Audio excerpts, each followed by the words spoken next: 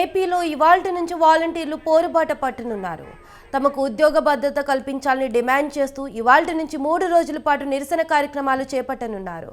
నిరసన కార్యక్రమాల్లో భాగంగా ఇవాళ గ్రామ వార్డు సచివాలయం అడ్మిన్లకు వాలంటీర్లు వినతి పత్రాలను అందజేయనున్నారు. రేపు జిల్లా కేంద్రాల్లో మోకాళ్ళ మీద కూర్చొని భిక్షాటన కార్యక్రమాన్ని చేపట్టనున్నారు.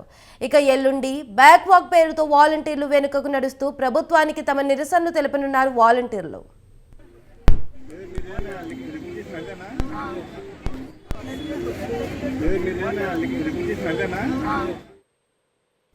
ఇదే అంశంపై మరింత సమాచారం మా ప్రతినిధి సంతోష్ ఫోన్లో అందిస్తారు.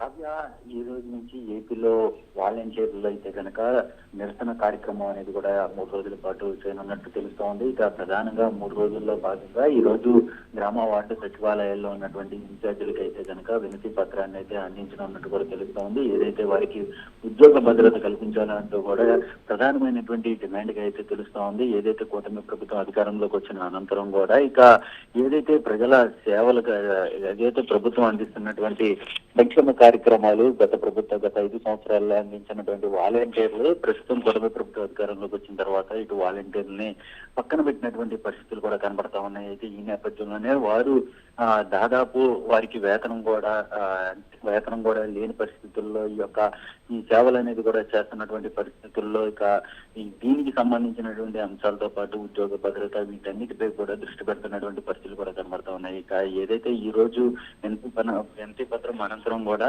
రేపైతే కనుక ఇటు మోకాలపై కూర్చొని ఇక వారు భిక్షాటన చేపట్టేటువంటి కార్యక్రమం అనేది కూడా చూస్తూ ఉన్నారు. ఇక ప్రధానంగా 3వ రోజు చూసుకున్నట్లయితే కనుక బ్యాక్ వాక్ చేస్తూ కూడా నిరసన తెలియజేస్తున్నటువంటి పరిస్థితులు కూడా కనబడతా ఉన్నాయి. ఏదేమైనప్పటికీ ఈ రోజు పెద్ద ఎత్తున అయితే కనుక రాష్ట్రంలో ఇటు వాలంటీర్లు ఇటు రోడ్డు మీదకి వచ్చి వారి యొక్క సమస్యలను పరిష్కరించాలంటూ కూడా ప్రభుత్వాన్ని వేడుకునేటువంటి కార్యక్రమం అనేది కూడా చేస్తున్నటువంటి పరిస్థితులు నెలకొన్నాయని తెలుస్తోంది. కావ్య.